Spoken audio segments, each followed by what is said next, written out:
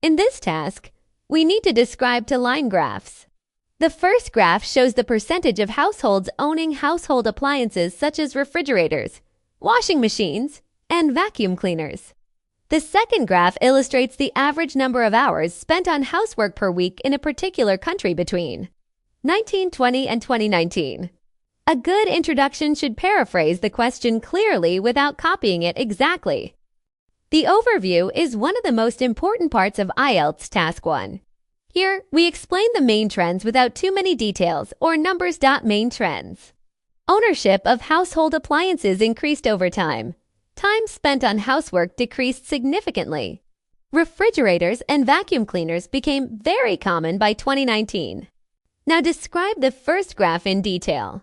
Start with refrigerators because they show the biggest increase. Explanation.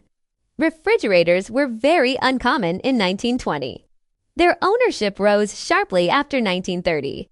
By 1980, almost every household owned a refrigerator. Next, explain vacuum cleaners. Vacuum cleaner ownership increased gradually. Only 30% of households owned one in 1920. By 2019, they became common in almost all homes. Finally, discuss washing machines. Washing machine ownership also increased steadily.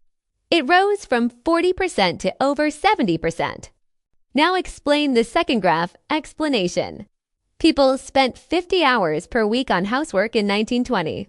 The number steadily decreased over time. By 2019, it dropped to only 10 hours weekly.